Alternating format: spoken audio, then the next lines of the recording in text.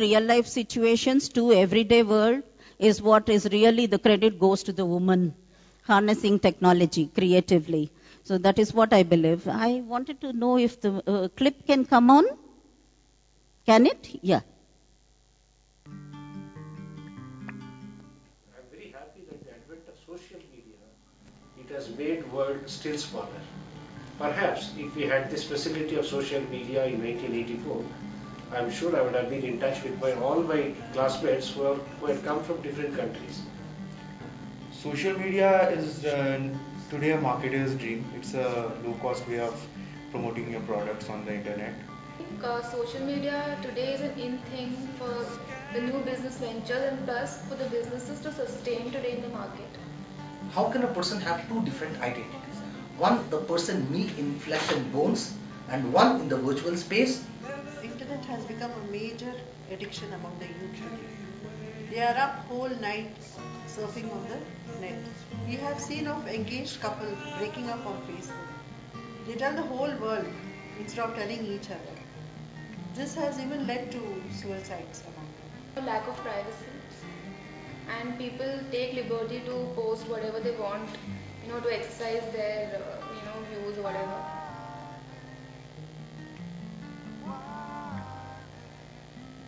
He actually tweeted about something called as cattle class traveling in airplanes. Now that was taken in a negative way by a lot of people and the government as well, and that's why he had to resign. Leave go, and then that leading to India gets corruption. If you look at last year, the revolution in Egypt was brought about, was sparked by social media.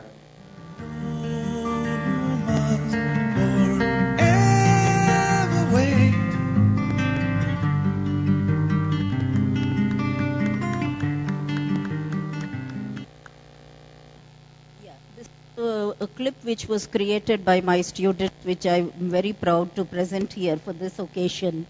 Now, that is how it is. This is on one single platform, as opposed to every different kind of media has got its own advantages and disadvantages. And someone like me who was fighting shy of getting on to Twitter or LinkedIn or Facebook, I sometimes if you can't beat them, you have to join them.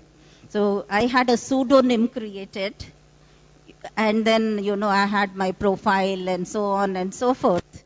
And of course, it was a big giveaway when I told my daughter this and gave her my pseudonym on Facebook.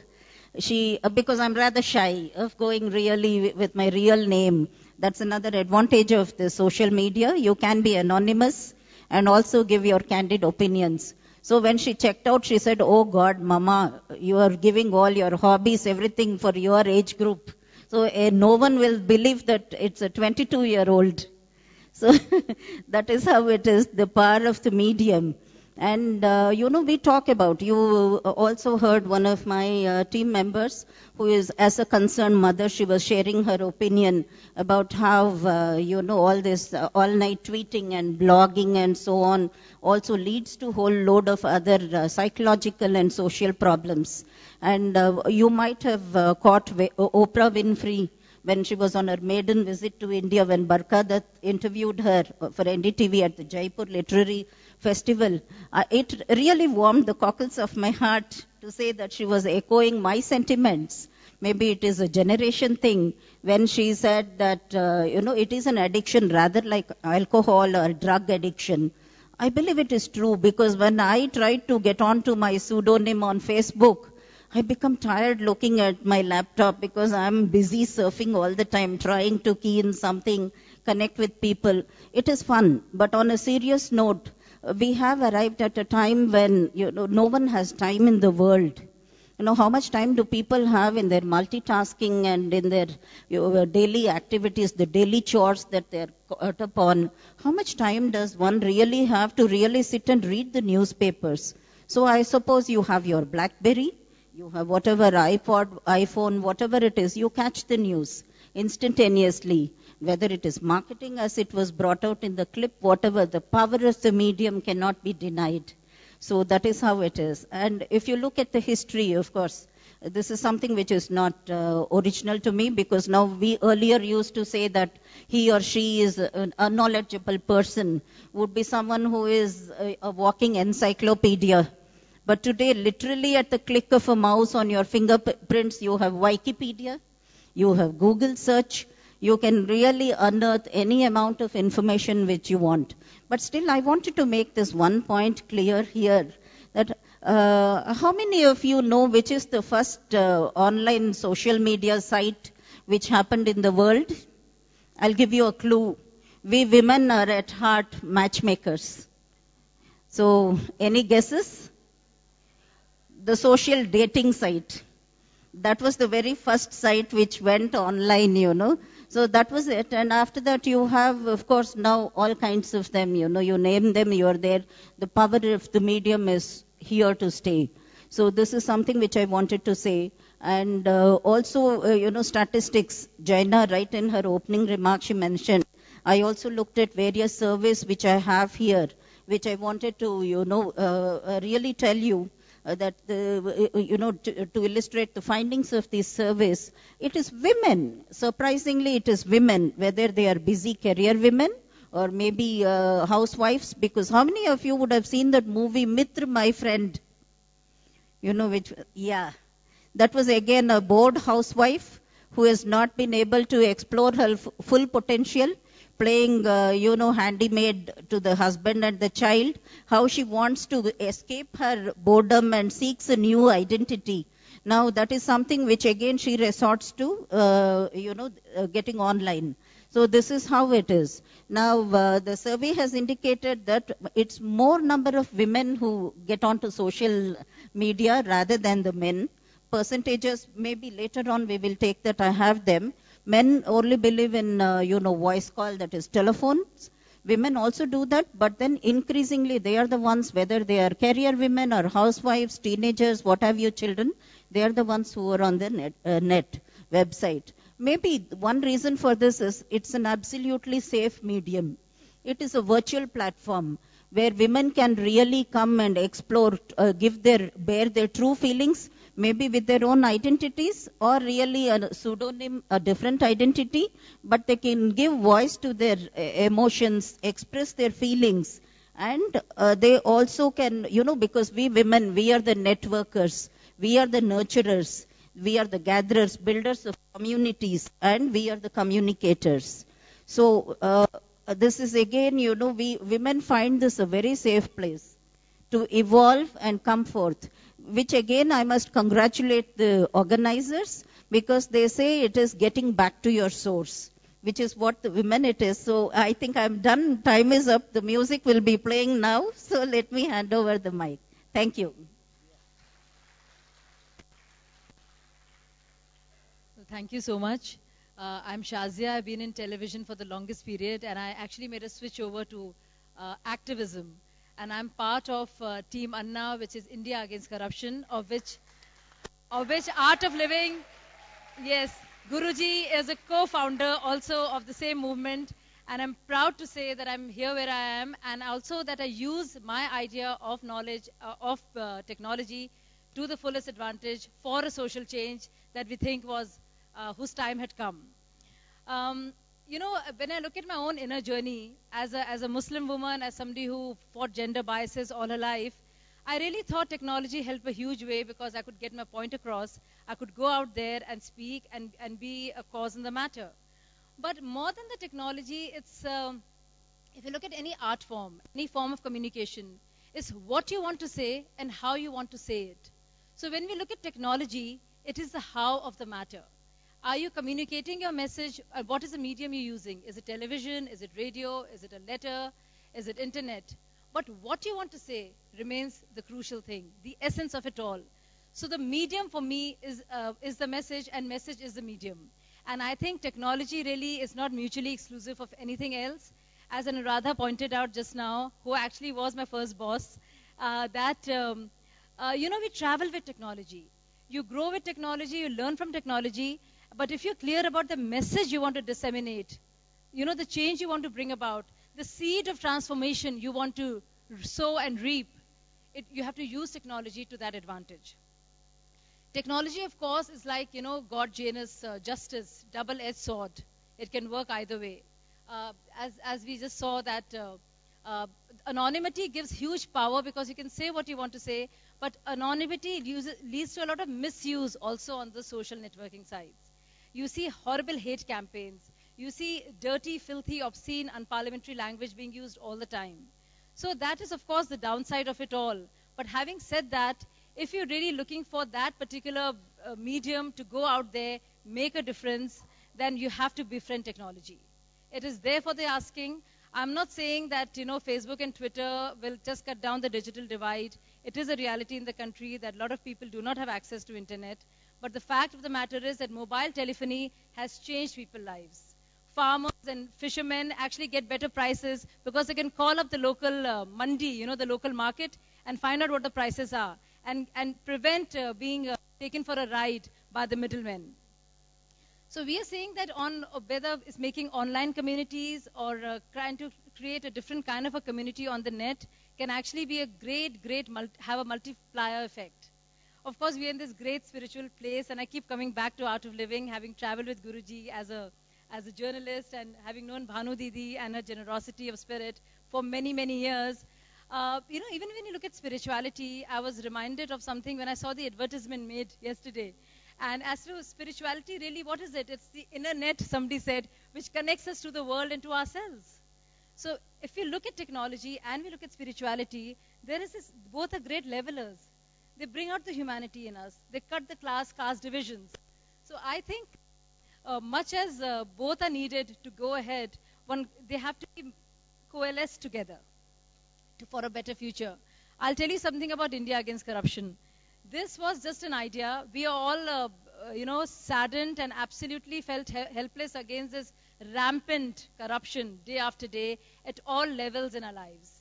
And, it is that message we wanted to bring forward. So a bunch of individuals, Guruji included, was a founder member of India Against Corruption along with Anna Hazare. And we didn't want to accept corruption as a fait accompli and say, this is part of the system. What can you do? This is a might of the system. The system is too huge. Who are we? Just petty individuals? Can we make a difference? So this was something we went out with, and instead of complaining about it, we had something positive to say.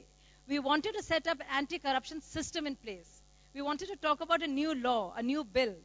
So we used this whole medium of Facebook, Twitter, as well as regular Facebook sites to propagate this medium and disseminate the message. And the result was outstanding. Anna Hazare sat on a fast for 12 days, and believe you me, the parliamentarians who wouldn't listen to us, who mocked us, sat for an extra day to pass a sense of house resolution saying that we have to pass the bill.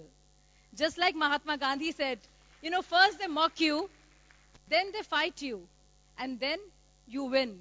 So it's one of those things. They mocked us, they fought us, and finally we realized that the people's fight began to be consolidated. So the power of the medium was such, whether it was a television or internet, that it galvanized people into motion. It shook old beliefs. We have a conference of men in black suits arguing about where to put a comma in a resolution. So this is just a fabulous thing. And again, excuse me, but I'm going to go down to the audience. Okay, I'm going to start with something very feminine. Football, or for the Americans in the audience, soccer. Okay? Who likes soccer? I'm going to do a quick poll. Do you like soccer? Yes, I do. Wow, you like soccer. Okay, let's come over here. Do you like soccer? Over this side. Who? We've got some people who want to say whether they like soccer or not. Arsenal. This is fabulous. Thank you. I paid her 1,000 rupees to just give me that line because I want to talk about Arsenal. It's okay, I think, if I stay down here, isn't it? Arsenal. About 4 years ago, we ran in the Council of Europe a campaign to stop racism in football. Some of you may know that it has been a very great problem with some of the black players. And we decided to do this campaign. Now comes Arsenal. The manager of the Arsenal football team, Arsenal's in London, is a lovely man, a wonderful man called Arsene Wenger. And he comes from Strasbourg, which is the place where the Council of Europe is based. And he agreed to do a short television interview with me. And, you know, I had to sit 5 hours in the Arsenal football stadium waiting for him. And you know what it's like with television. 5 hours, and it took us maybe about 20 minutes for a 3-minute package where he said in English and in French and in German and in Alsatian, which is the language that they speak in that area, that football was a beautiful game, that there should be no racism, and that he supported the Council of Europe campaign against racism. Small little package. We put it onto the internet, and we tracked it by the analytics tool. Within 24 hours, it had gone to 2 million people. Then we did something else. I'm fortunate to have colleagues who do like football, so I don't particularly. They took it, and they took it onto some of the football sites. There are ones called the Bleacher Report, and I don't know. The footballers amongst you will know. So they put it into places where people read about football. And you know, within another 24 hours, we got 8 million people looking at that. And the next day, that story, just Arsene Wenger, manager of Arsenal, supports the campaign, says football is a beautiful game, kick racism out. It was in the Huffington Post, which you will know is one of the most influential media coming from America. It was in USA Today. It was even in India Today. So that shows the power of social media. I want to step just quickly into another campaign, which was our big campaign against domestic violence. We had a campaign a few years ago. Domestic violence is a great problem everywhere, and particularly so also in many countries of Europe. And we had a big campaign with many campaigning elements. But the great thing about it was we had the classic things. We had the big launch in Spain with the Spanish Prime Minister. We had the posters. We had parliamentarians working. But it also worked through social media. Do you know what the result is?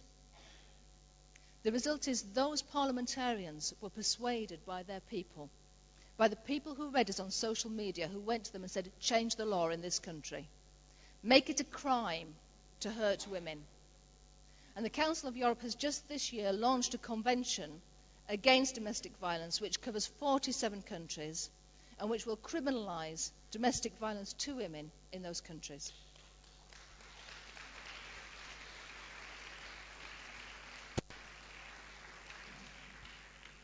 It's a great result. But as my friend already said, a lot changes with social media and a lot stays the same. And I want to repeat your thing. I say thing because it's about message. This is just a tool. It's a powerful tool, but it's just a tool. And you've got to use it. You've got to use it. The message is the key. And the use of it in an appropriate way is the key. So you've got to have the right message. There are people out there, as we've heard, who are using this for reasons which are wrong. There are people called trolls who will go around and spread hate on the internet. And it's up to us in this room to stop that. Okay? So the message is really important. We've got to get that message right. And we here know what sort of message we want to spread. Also, it's very easy to say, great, Twitter, Facebook, I've got 300,000 people following. But are those 300,000 people doing something? You know, I'm not too sure. And I become more disengaged sometimes from social media. You have to think if it's the right thing.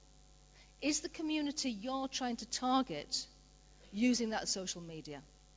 And one difficulty I've had is now I work a lot with the Gypsy people, the Roma people of Europe.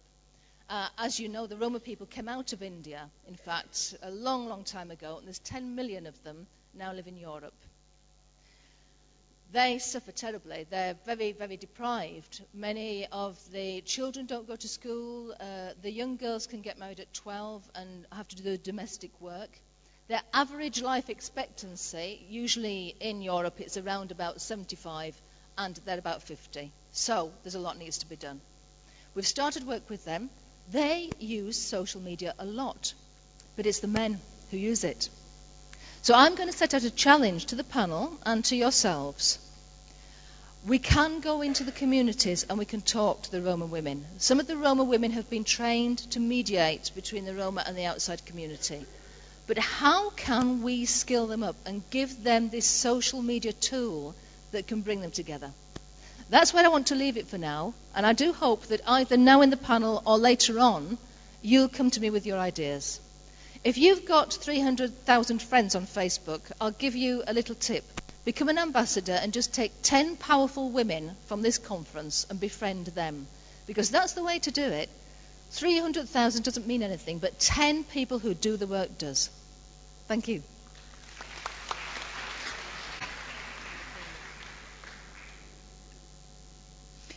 I am very happy to be with you. I'm just coming from Beirut, Lebanon, a conference about women and the Arab Spring. And in the flight, beside me, a young girl, she told me that her father don't give her the permission to go through the internet or working. And I asked her, did you see the TV? She replied, yes. And I discovered that sometimes we can accept something by routine, by habitude. This father accept her daughter watch TV because by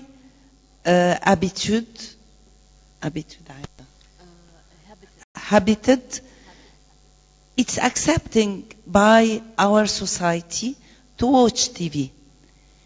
And TV give some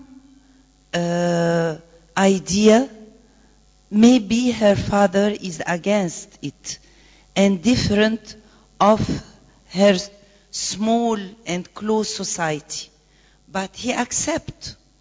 But about the social media and the internet, no, because it's new. For us in Egypt and for the Egyptian youth, we made a revolution through an event in Facebook. And I discovered the power of the Facebook in the year 2008, when a friend of mine, a journalist, was arrested by Mubarak's regime, and we haven't any access to the traditional media. Everything is closed. And I organized an event in the journalist syndicate, and I made an event through Facebook. My English is not very good. It's good, or I speak in Arabic? Good? I will try my best. Because I am Francophone, not Anglo-Saxon. Then, when we went to the event, only promoted by the Facebook, and we found a lot of people, and the majority of them youth, and not only from Cairo, the capital, from some cities. The journalist, my friend, asked me, how come you bring all these people to the event? I told him through an event through Facebook. And he told me, don't say that through the media. We don't want the police discover the power of the new media.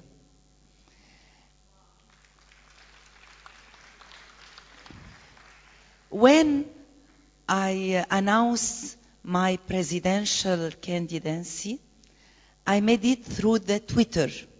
I begin my follower before the revolution, only 900 followers. Now I have through Twitter 100,020. Yes. And that's the power of the internet and the social media. When we use the social media against the torture, all the traditional media close the eyes about a case of a young boy killed by the police by torture in the year 2010. And the newspapers, the TV, the radio doesn't talk about this case. And only the Facebook promote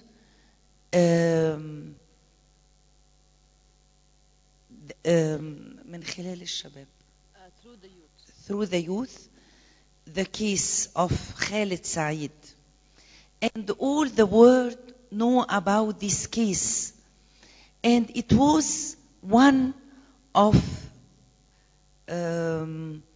sharara sparkle of our revolution. And until yet, when we start only in Egypt a revolution, we didn't success until now. Why? Because we made the youth begin a revolution and the people surrounded them in the street, but we give the power to the army, the military. And the military is against democracy, against liberty.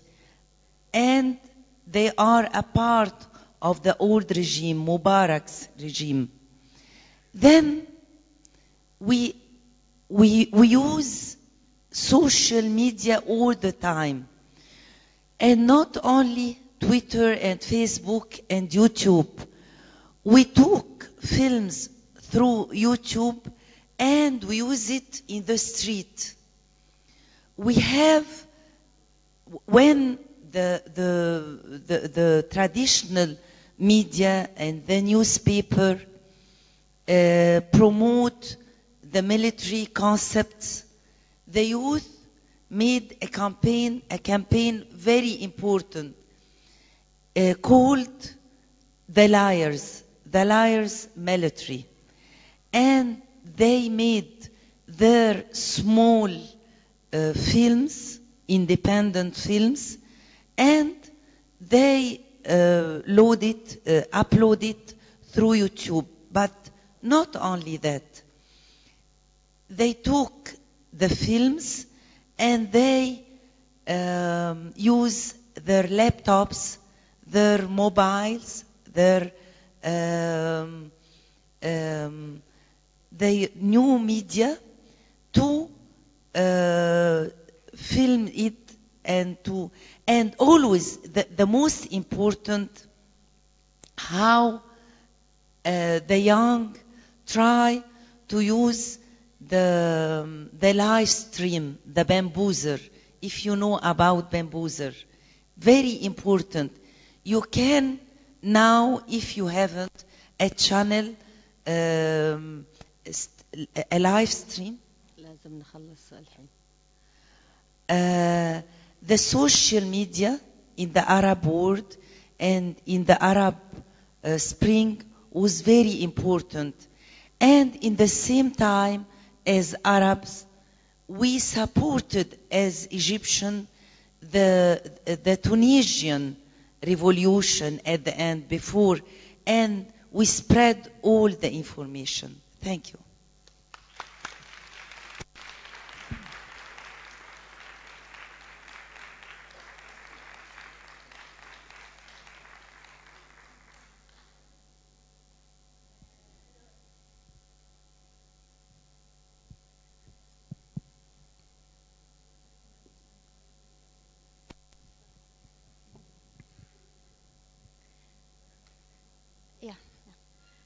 First of all, I would like to say that I'm very honored to be here today. Yeah? Yeah. Okay, I'm very honored to be such among great women here today. Hearing your stories was very overwhelming for me. The fact that I've been here for the past 2 days, hearing your journeys and your experiences, has been such a wonderful experience for me. Though my experience is minor in comparison due to my age, but I'm very honored to be following the footsteps of such great leaders and to represent youth women leaders. Hopefully, through your experiences, we build our own and we grow. I'd like to speak regarding social media in the Arab world. Buthaina, I think, spoke about that, and she elaborated very well on the situation. So I would like to say that being part of this generation, I'm very blessed to be surrounded with media because I was raised in a generation where media is very accessible for me. As a filmmaker, though, I chose this career to be in film is for 2 reasons. The first reason was because film is a very, very powerful medium, and through film we can send messages to the world.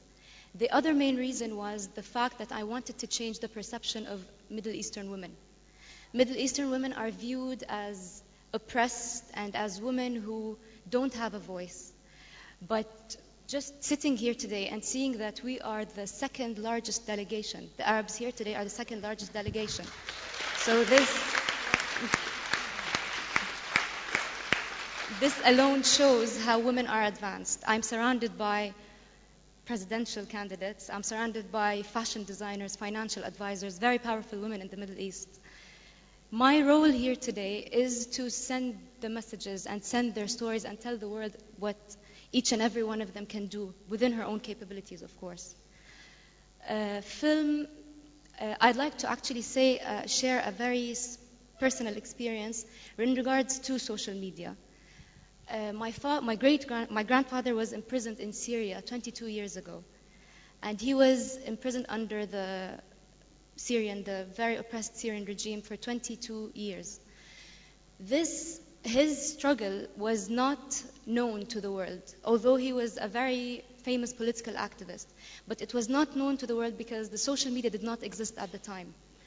Very powerful women, including his daughters and other lawyers and very important women in the field, tried to basically send their message to the leaders to free him. But none of them was heard because of the fact that there was no medium to speak on. Right now, just from the Egyptian uprising, from the Tunisian, from the Libyan uprising, very small stories are being told to the world. And a very small, let's say, struggle is being spread worldwide through organizations, through social media organizations, people are being freed now because of Twitter and because of Facebook and because of all this blessed media that we are living in. I would like to also share that I believe that because film is very important for us and because film is a very powerful medium, each and every one of you has a story to tell. And each and every one of you has the ability to tell that story, even through your mobile phone right now. Just filming a very simple boy crossing the street can tell a story and can send a message. And every one of you has a message to tell. Just being here 2 days, I think I've collected stories more than I've collected my whole life. And now I'm going back home with a filled canvas, just to tell your stories. So I would just like to say that I'm very honored and pleased to be here today, to be able to share these stories, and hopefully all of us be able to share one message and make our voices heard as women and as women who want peace and want change in this world. Thank you.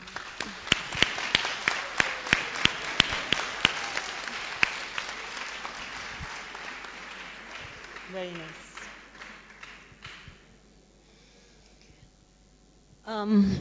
The disadvantage of being the last person to speak is that you've heard it all. So ladies, may I start by saying I have never come to a gathering of such beautiful, harmonious women, and it is my privilege and honor to be here addressing you. Thank you so much for inviting me. This is my first time here, Didi, and I hope to be back. I'm going to turn all these arguments on their head, only because I was a born troublemaker and I've always chosen the hard way of doing things. My point here, and the topic is women and social media. My point here is you do not need a media platform to create a social movement. I want to tell you about a little story. There is a gang in Uttar Pradesh. Uttar Pradesh is our largest state. Very political, very gender biased, very deprived in many ways. About 3 or 4 years ago, a lady wearing a pink dupatta, most of you are in Indian clothes, so a lady wearing a pink dupatta on top of her sari was walking down the streets and saw a man beating up his wife. So she reached out and picked up a stick that was lying there, and I'm sorry to say, really did beat the living daylights out of him. That lady's name is Sampat Devi, and she has formed something called the Gulabi Gang. Gulabi means pink. Within 2 years, without access to the internet, power, television, telephony, pure and simple old-fashioned media, which is word of mouth, there were more than 10,000 women in the group. Today, as things stand, it is suspected that the Gulabi Gang touches over 100,000 women. Their sole purpose in life is to protect others, not themselves. They are a group of vigilantes. They are not violent. They are not weirdos. They facilitate and help women who are victims of violence and desertion. They have also been effective in change. There was a local rape in their area, and the rape victim had nowhere to go, and the accused, who was not so accused at the time, was a local politician. So the Gulabi Gang made it their business to get there and get him convicted. Now the point I'm trying to make is social media is not about media. It is really about the soul and a common cause and a common purpose and a community. We as marketeers of media and people who exploit it like mad, and we are the most horrible people on earth, I think, we understand that nothing works as much as a single message that can be multiplied. And if you're looking at the Anna Hazare movement, you're looking at what happened in Egypt, I've had the privilege and honor of spending 2 years in 14 Muslim majority countries studying media impact. And I discovered that the Muslim majority countries had the least access to new media. Let us not confuse social media with new media. Despite that, we have seen what has happened in the Arab world. We have seen the positive influence of the multiplier effect of the soul, and a common cause and a common purpose. And that comes from a tremendous strength and a space that no media platform can give you. So my point is, most media businesses target their messages to women because women make consumption and consumer decisions, except for Saudi Arabia. But women, and I argue this on many panels, women are going to become and will always be the single most important influencers in how media is used or abused. We will set the trends. We will set the rules. We do not need the censorship. We understand our value systems, and we will imbue those into media going forward and create the change that the world wants, whether it's men, whether it's politics, whether it's religion, it doesn't matter. The soul of a woman is her strongest point. And that is what social media uses best. Thank you.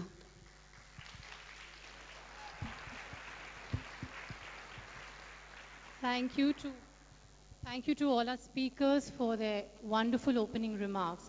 You know what struck me what all the speakers, what they've shared is that it is the message that is important and not the medium. So I'd like to ask a question to our speakers, that as women who are, I would say, relatively empowered or reasonably empowered, compared to other parts of the world, compared to other sections of society, what is the message that we would like to send across, whether it is through social media, whether it is through any kind of media? And as you said so nicely, that women have always known how to use social network. They don't necessarily need the social media. They have known how to network, how to form bonds, how to form groups, how to sit together, how to gossip, chat, and share their life stories. So what is the message that we'd like to share as women? I'd like to open that to the panel.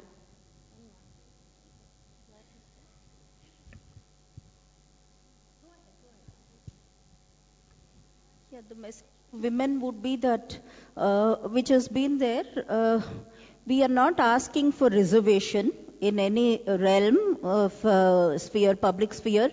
We only want a level playing field and to be heard and seen, and the experiences, the stories that have been shared by Ravina, Shazia and you in Egypt.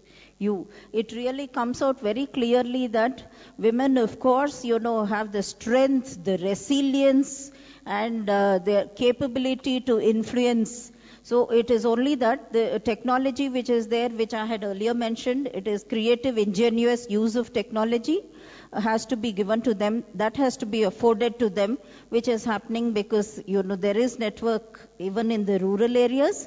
So it is community per se, which is very important. That is the message I would like to say.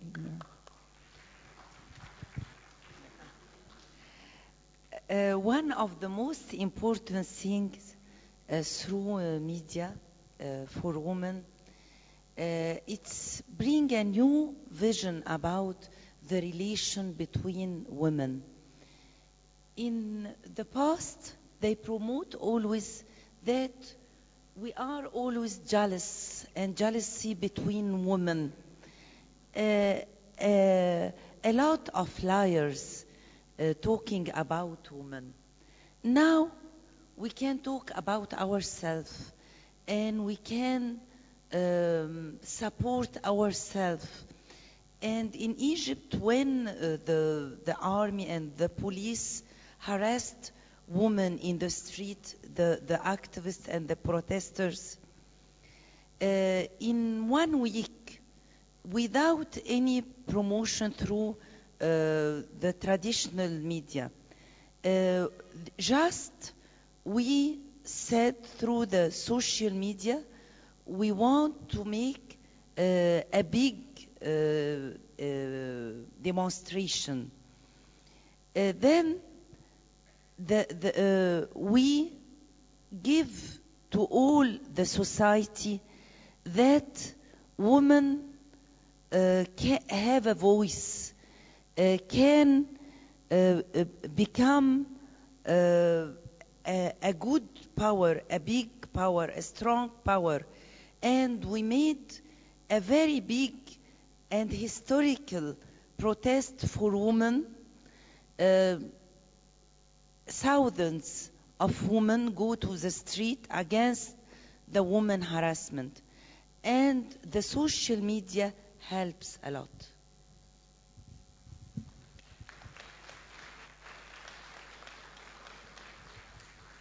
I was so glad you didn't come to me first. But in the meantime, I've thought of what my message would be, and it's 3. Those of us who do messages know that 3 is very good. So my life lesson tells me that my message for women is, in no particular order, work together, persevere, and speak from the heart. For a long, long time, I can't believe I'm here today, actually. I was born into a very humble sort of background in the north of England, and here I am with you on this platform. And it came about through perseverance. And it was hard. Like in the previous panel, we heard the story of what it's like to be a young journalist, and it was quite hard. But in all the things that I've done, I realize my life has led me this way to do something for human rights, to speak from the heart. And I've had the good luck in my life to find things like the art of living that has helped me, and also to have a drive in me, a persistence. persevere. And that's what women can do. We're resilient, we persevere. And the biggest lesson I've learned, and I only learned this very recently, was try and do it on your own. There's lots of people out there to help. And that's what I would say.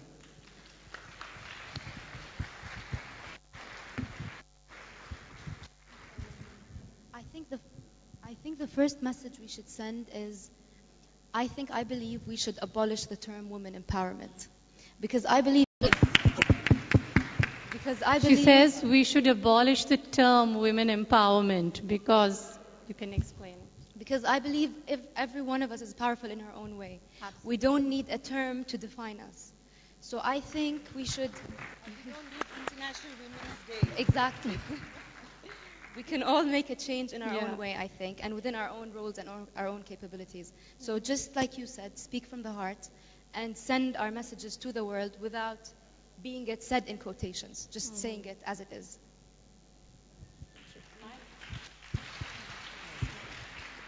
I have, ever since I have a powerful voice, I've been in the media business since 1986, and I was always asked, what is it like to be the first woman CEO in television? What about the glass ceiling? And all these wonderful questions. And I always looked really dumb, which I really felt at the time, and said, what are you talking about? And then I was asked a very pertinent question once on a very serious media platform and said, what are your views on reservation? I will not repeat my answer because it was blasphemous, but the meaning of it was, reservation of any description, especially when you're saying, I want reservation, I want International Women's Day, I want women's rights, I want feminist movements, is a recognition of weakness. Give me equal opportunity. Don't give me scraps. So I think women who now use media, and they've always used media, the oldest form of media is gossip, which is the exchange of vital information. Yes? In your community, which then grows. I think women have the power to use that beautifully. And women should never underestimate what we've got.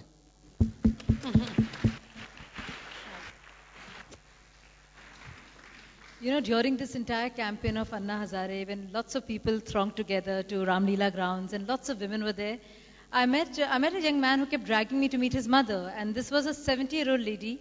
And her son said, I don't know what's happened to my mother, and she's never done this before.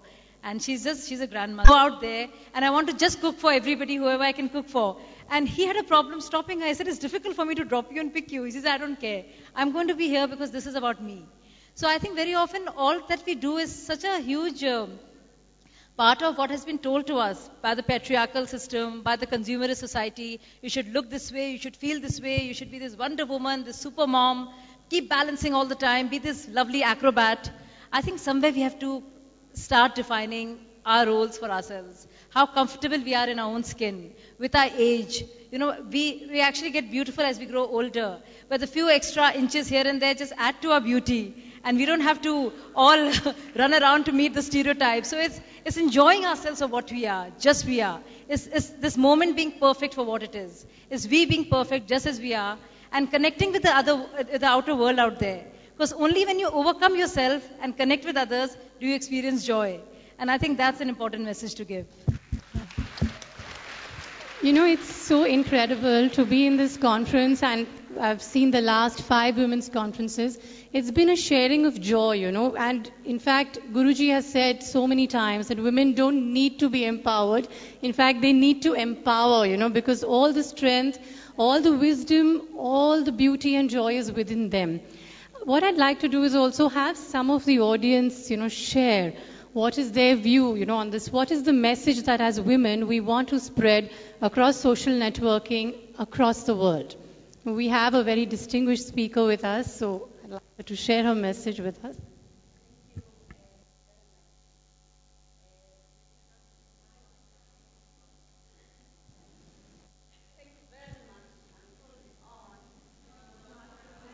Take this one. Why don't you take this one? Thank you very much. Mine is just a brief sharing with a question. I'm very excited and honored to be here with the Arab women in particular. After the Arab Revolution, the Arab Spring. And we know, we've watched the Iraq War on television. We've watched the revolution in North Africa in particular on television. And we've seen the role, the important role that women played there. My question is, what is the position of women right now, particularly in Tunisia, Libya, and Egypt? We've heard there were elections. We are not sure how many women were elected, as women were in the leadership, in the front line of the revolution. Where are they today? In our struggle in South Africa, when it was clear that we have defeated apartheid, with the support of all of you, and thank you very much for the solidarity that you gave our people in South Africa. I want to share that the women of South Africa stood back and said, we are not going back to the kitchen. We are going to be in parliament with the men. And when they said, no, women are not educated, women are not this, no, women don't have skills, women are not lawyers, we said, all the men who were fighting, who were in jail, who were in exile, they never had the experience of ruling this country. We are all stupid in terms of ruling this country, both men and women. So we are all going to go in and learn together. Secondly, we went to Nelson Mandela. He was saying, we are fighting for a non-racial, democratic South Africa. We said, no, Dada. Dada is father. We said, no, Dada. We are fighting for a non-sexist, non-racist, democratic South Africa. He said, you know, I don't understand these feminist issues. I'm too old for that. Go and teach it to my sons. And we said, you are the one that must say it so that your sons can follow you. And he said it. He said, we are fighting for a non-racial, we are fighting for a non-sexist, non-racial, democratic South Africa. And today, all his sons, including the presidents that followed him, they have said it, and today it is entrenched in our constitution because the leader and the leaders together, men and women, said it and accepted that women have to lead that country. So I'm saying we are worried about the women in North Africa and the Arab women. Where are they today when the elections are taking place, when people are appointed as leaders and president? And congratulations to my sister for the guts to stand as president.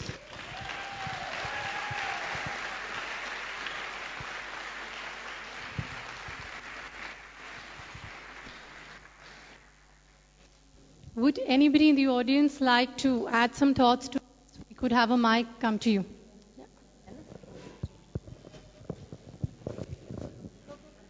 Yeah, many hands are up there.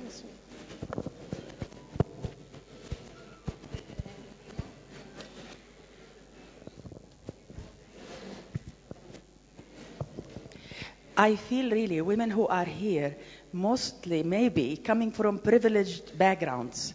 What I would love to send the message with every woman, middle class woman, privileged woman, is to work with underprivileged women. Because underprivileged women, they always struggle much than the privileged women. Privileged women, they have what they have because they are supported by their families, by the status of their parents or tribes, but underprivileged women, they still struggle, but they have potentials. So this is the message. Underprivileged, please work with, privileged, work with underprivileged.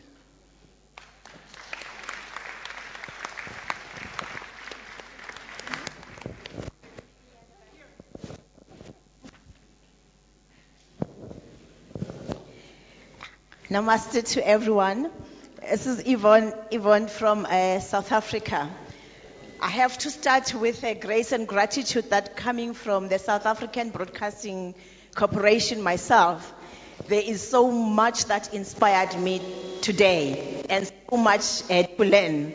The first thing for me was just to see unity in diversity.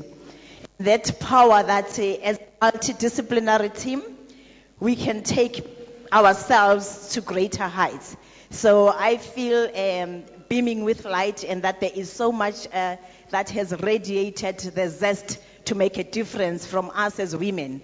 But in many ways, each time I listened, I felt that maybe that's what media need to drive out there. The power of faith, the power of trusting, and the power of believing that once you set that dream there, you can make it happen. I come from a family of story. So for me, I've got a history of that story never dies. And we're not supposed to die with music in our heart. So in many ways, I do see that the social media and technology can be used as a vehicle to create an academy for women. Women in technology, women of faith, women in power, and in many ways will be able to reach even those who could not make it here today. But the last thing that I will share is a big thank you for everyone, because I had actually just written a book entitled Infinite Grace. But that book is dedicated to the arts of living and Guruji, because 5 years ago, 5 years ago, in 2007, on the 14th of June, I had an appointment with my creator, hit by a double stroke whilst driving, and just to cut the long story short, and a very large tumor was discovered. I was discharged to say, go home, it is the end of the road. I went through the art of living, through that power of faith. 5 years later, I am here. I have written that story.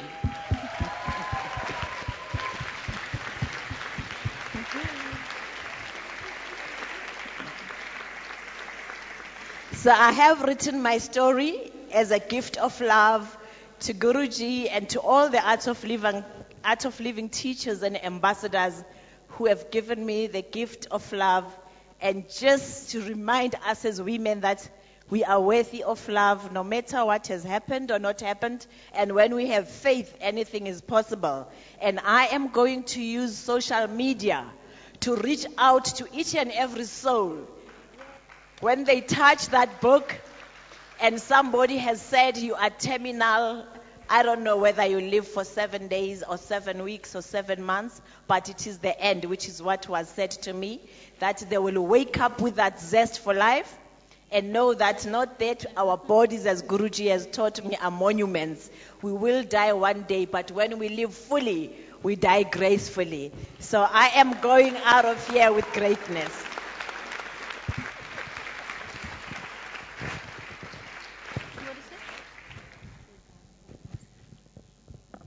We all have so many stories to share, and at the end of this session, I request the speakers to give their closing remarks. We'll share a Facebook page with you where all of you can post your stories and all of us can keep in touch. Is that okay? Can we share just one more story, please? One more story. She would like to say it in Arabic and I'll translate for her. Okay. Just one. Yeah. Please. Thank you. Assalamu alaikum. May peace be upon you. It's her first time to speak, so we'll make it fast. يا رب شكرا. أنا حابة اليوم إني أكون أشكر والدتي حاليا هي في المستشفى I'd تعمل like to غسيل. thank my mom. She's right now in the hospital with my brother. He's having a dialysis. أيوة هي من تقريبا شهرين دخلت رشحت نفسها لمجلس الشورى. She promoted herself in the Shura Council in Oman, and it was the first election running in Oman. بس عندنا في عمان ما كان في عنصرية يعني ما في تكاتف نسائي. In Oman we don't have women representation in the parliament, and so she was one of the first to apply there. فكان كل التصويت للرجل. Always everybody was voting for the men and nobody was voting for the women, because they always know that they only have to do it for men, not for women, since she's the first one to go for that. وأنا حابة أقول إني أنا جدا فخورة فيها. I am very proud of my mom that she did that, even if she is one who is very rare, but she started somewhere. وأنا عادة جندي مجهول في مؤسستها. I'm always helping and supporting her. Her mom, I can explain to you, she lives up in the mountains of Salalah, and she makes very beautiful frankincense, which she makes the oil, she mixes it and everything. And I would like to share, if a woman has this power to do anything, she can do it, whether she's privileged or she's underprivileged. I don't believe that anything can stop a woman to do and to achieve what she wants to do. Thank you.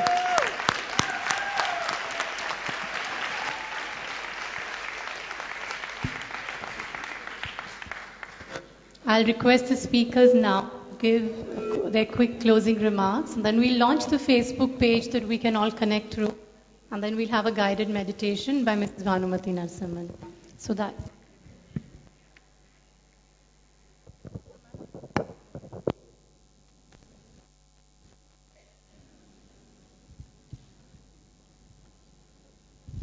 Hi, Gurudev.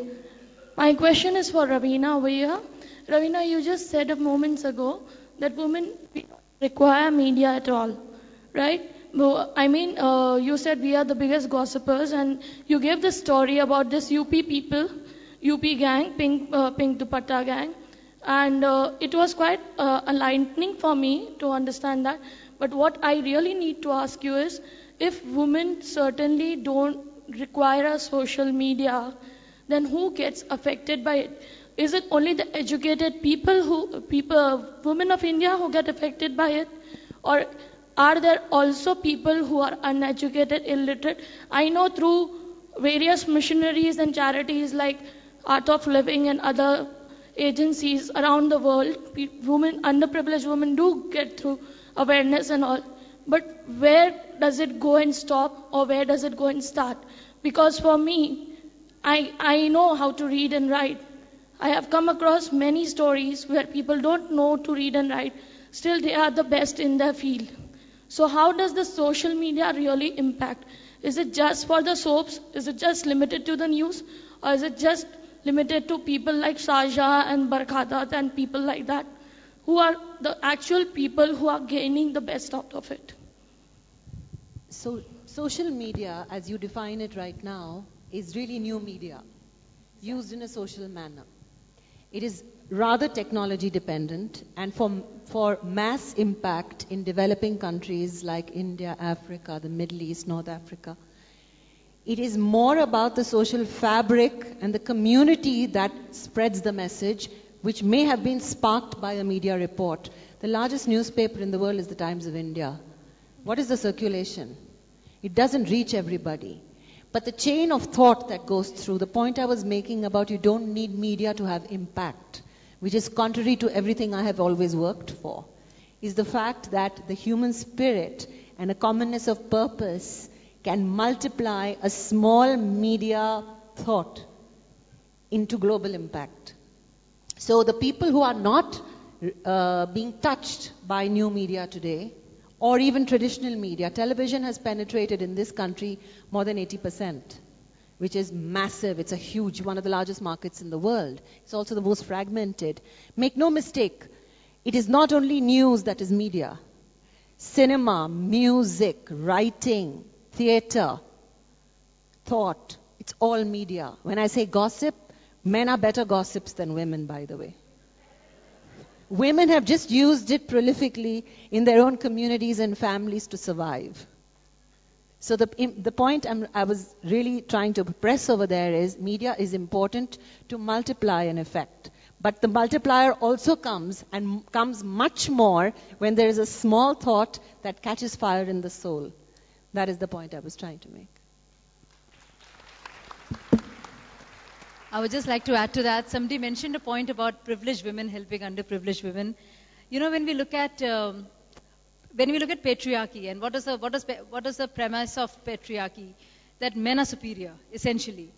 So when you look at that and we look at all the social evils pertaining to women, whether it's gender violence, rape, eve teasing, dowry deaths, they cut across all classes, whether it's the upper class women or middle classes or lower classes. So this is something that is to be fought across all regions and across all classes. So even who you think are very privileged may probably have very stories of gender biases that they have gone through. And if you come from an underprivileged situation in terms of gender bias, which is what I went through because there was complete discrimination between brothers and sisters and the way I was brought up, you bring that experience to the table.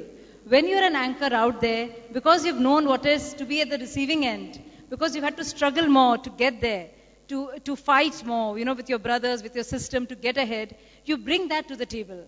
Every time there's a story about a woman who's aspiring for more or who's struggling, there's more sensitivity because all your experiences and all your struggle lives with you, works with you, and shows through your work.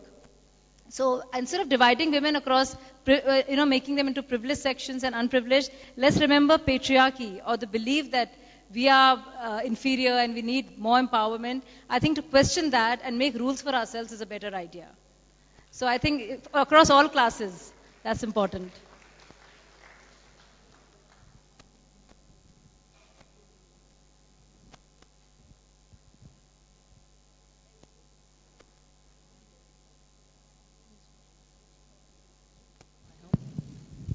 Okay, you can hear me now.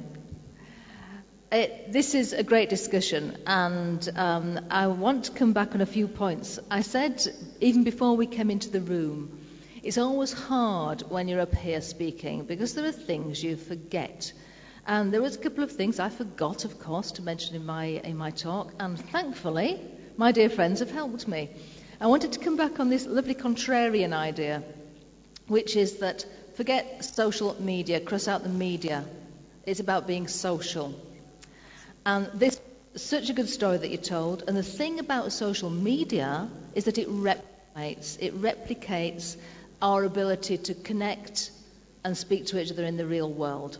Now, we don't know where that's going. We don't know where it will head, but it seems to be bringing good benefits so far. So let's stay with it.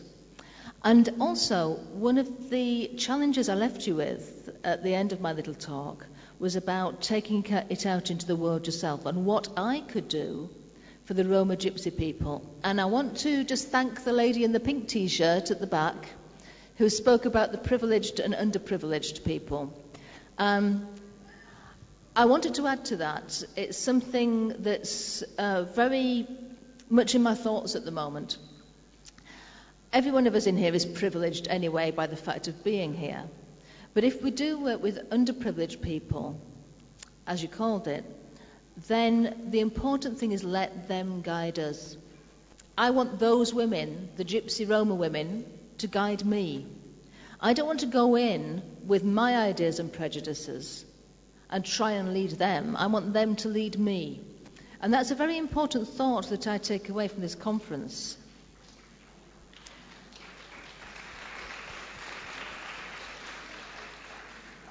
And I can find a way of doing it by finding the women in those Roma communities who are the natural leaders and getting them to help me and act as mediators. And that, I think, is a powerful thing that I will pursue from now on.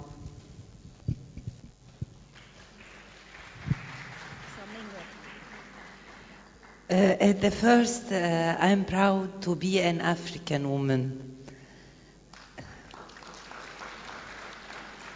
And we must say that the African woman made a good step in the political life more than the Arab woman. In our parliament, we have less than 2% in the parliament. But in the same time, we are in the ground, making everything, giving a good image and power to the role of the woman in our revolution. And I believe, like all of you, that the power of women sometimes is more than can the society accept, and the leaders, the men. And not only the women in the Egyptian revolution and in the Arab Springs suffered, also the youth suffered a lot. Until yet, the women and the youth didn't take their demands of the revolution. But I'm sure we will continue and we will win. Thank you. My parting lines stem from out of a New Year card which I received, which said that life was so simple when oranges, apples and blackberries were simple fruits. So I want to leave you with the thought that social media is, rather than technology, it is about psychology, it is about sociology. Rather than websites, it is about sharing experiences. Thank you.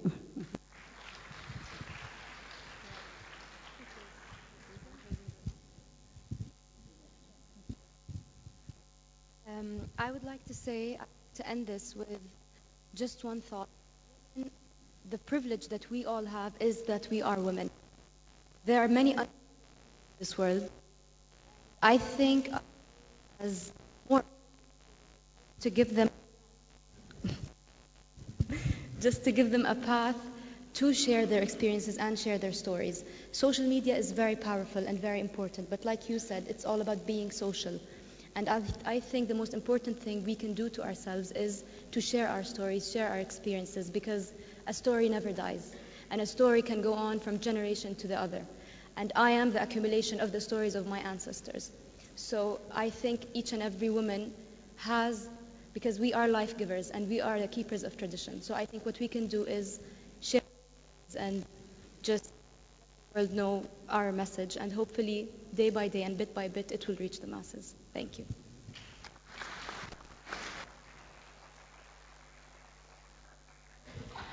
You must be hungry. I've said a lot, and we all have, and whatever. But the single important lesson that I learned from my years in the entertainment business, creating daily soaps, which were targeted at women and housewives, and why the protagonists were always women, it's because it is always the older woman in a family who empowers or disempowers the younger ones. I would like to leave you with that thought, that as women who have more experience than our younger colleagues in the gender, we have the power of influencing other women. It's not the men. Thank you. You know, there is this old adage, handsome is what handsome does. And I think it applies to this conversation that we're having with each other. I think if we've had prime ministers who've been women from different countries, but if it hasn't led to better conditions for women, then it's little good really for part of gender. So I really feel that engaging with our reality and creating that multiplier effect that our experiences help others is very, really important. And there very often I meet gender sensitive men who do much more than women, So just to be woman is not enough, but to do something about it and make sure the benefits reach others is more important. I'd just like to end by sharing one small story, how this conference started. Today we have women from 55 countries in this room. It's truly the world in one room. And it all started like this, this is the 5th International Women's Conference. And we were sitting with Bhanu Didi one day right across there, you know, that amphitheater that you see.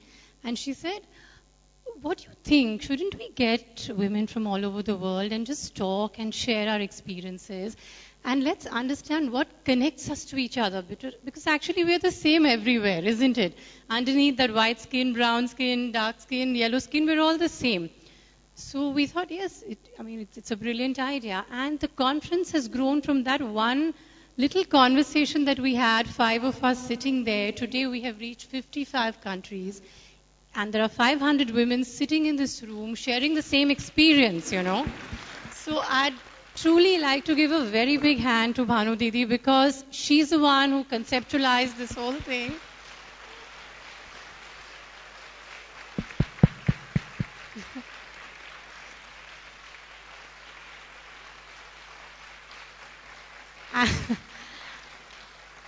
And I'd like to end the conference with this one note, you know, that technology has definitely shrunk the globe. We've all come closer. I can sit here and I can reach out to somebody in Argentina or in South Africa or anywhere else in the world. But I do hope that my mind has been broadened, my vision has been cultured, and that I have more belongingness and more acceptance. And that is what spirituality does to me as a person. So thank you so much for such a wonderful session, all of you. You've been great panelists. And give them all a very big hand. It's been a great panel.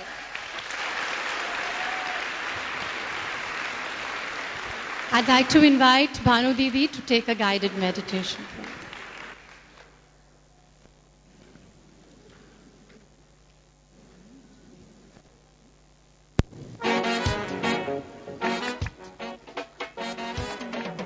Infinite skies, a witness to all life, unraveling hope in mystic style.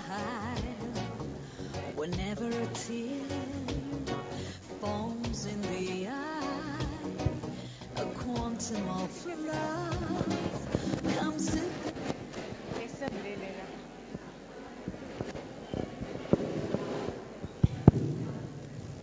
Music can be louder. Maybe we should just stand and just move. Passing care fills the cup of life. When words take a toll and thoughts don't comply, see 'cause she's the source once again so high. She's a quantum of love, from mother to child, the eternal one, the sacred source of life. Hey, hey, she's a mother like no other. She's a quantum of love. She's the one where love surrenders. She's a quantum of love. She's a quantum of love. She's a quantum of love. She's a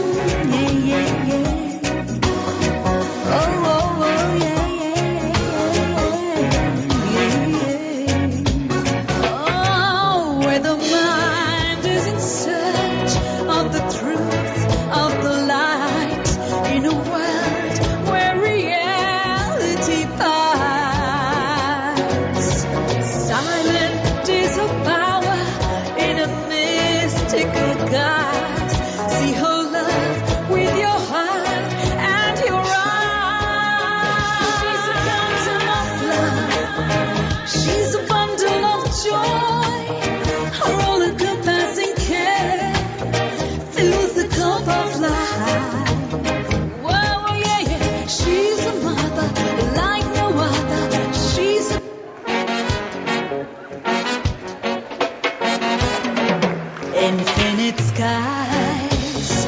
Oh.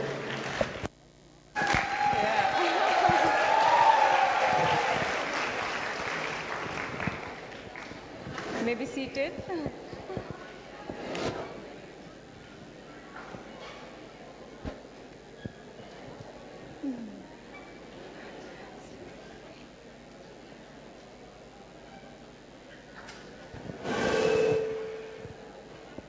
So So let's descend from head to heart now. Let's meditate for some time. I know you're all hungry. Every time I get this opportunity when you're hungry. Let's sit comfortably and easily.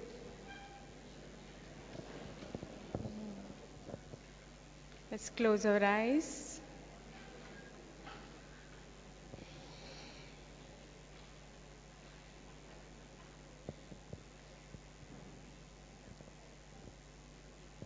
Keep a gentle smile on our face.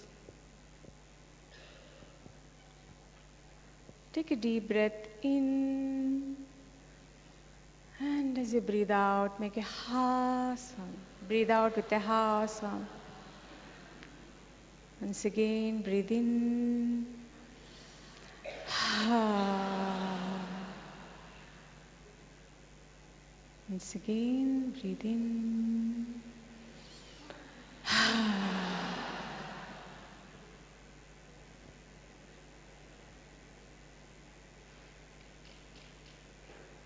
Keep breathing normally, normal, deep, gentle breath.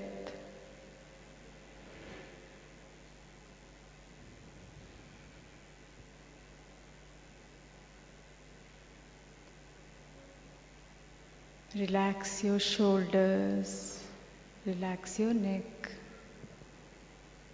relax your face.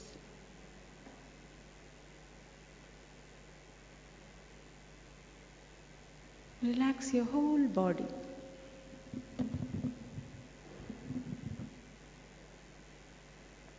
Once again, breathe in. And as you breathe out, relax your whole body. Your incoming breath energizes the body, and your outgoing breath relaxes the body. Breathe in with a smile and breathe out with a smile.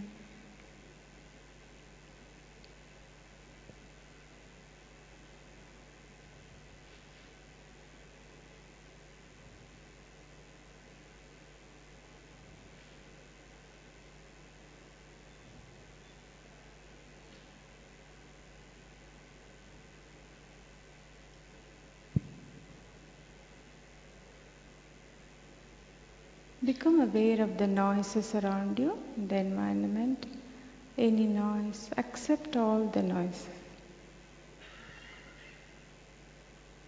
Once again, breathe in and breathe out. Relax more and more.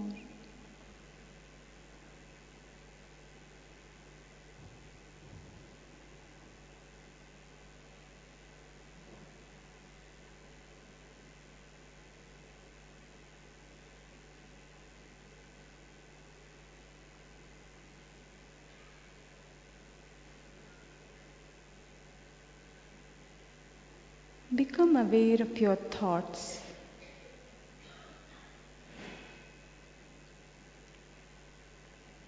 Good thoughts, bad thoughts.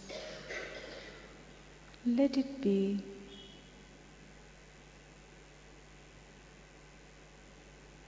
Breathe in once again and breathe out.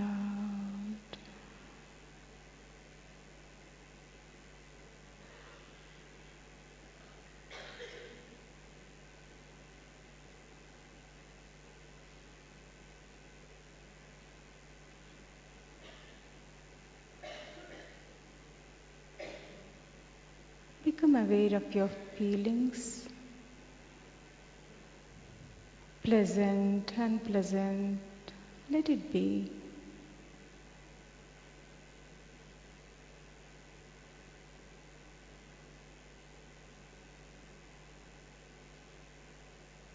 We are much bigger than our thoughts and feelings.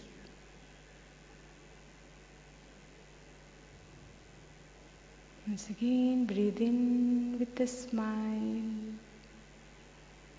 and breathe out with a smile.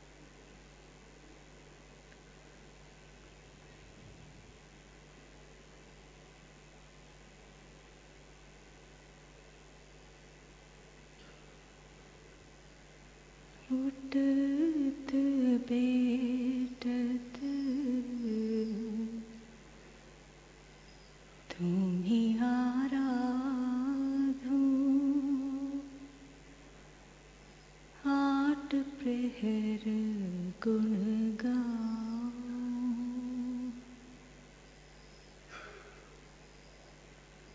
Om Om की मधुर ध्वनि में अंदर ही खो जाऊं।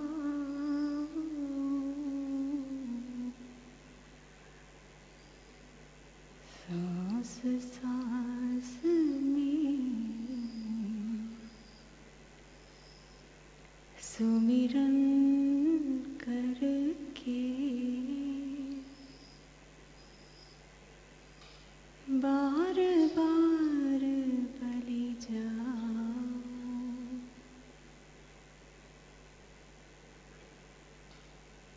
तुम बिन मेरो कोई न भगवन,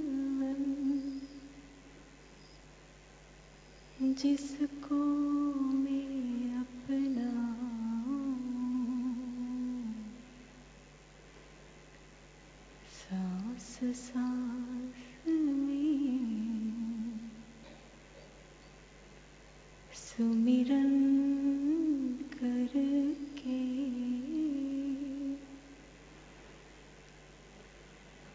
बार बार बलि जाऊं।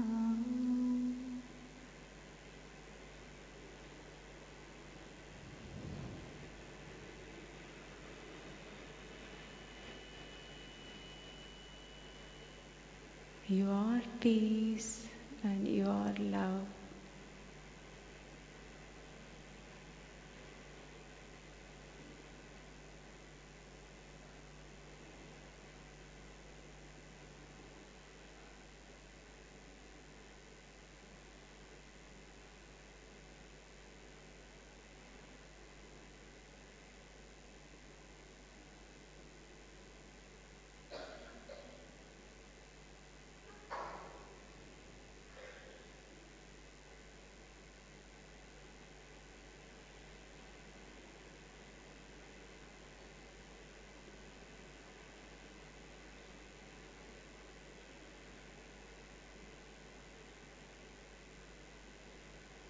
Om Shanti Shanti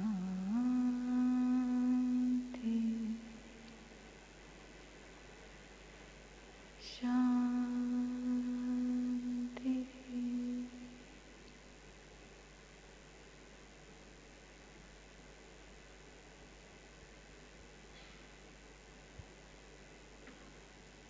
Once again, take a deep breath in and breathe out.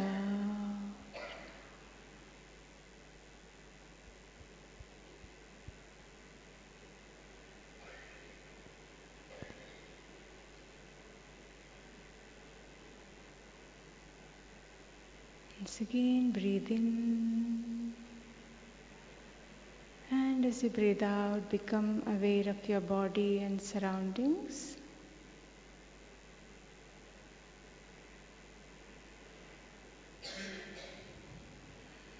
And slowly and gradually, with a big smile, you may open your eyes.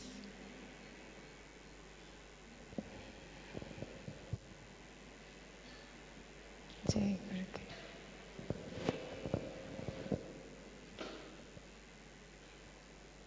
Jai Gurudev. Was good? Yeah. So now time to go and feed our stomach. There's good lunch waiting. So the next session is at 2:30. So let's enjoy our lunch. Thank you. The speakers for the next session, if you could come to the right-hand side of the stage and meet with your MC, Richa Chopra, right now, just before you go into lunch. The speakers for the next session.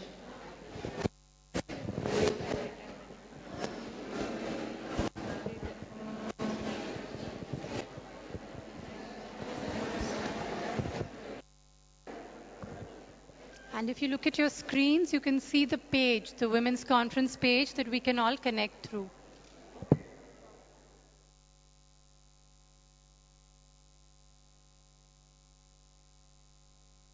Unraveling hope in mystic style.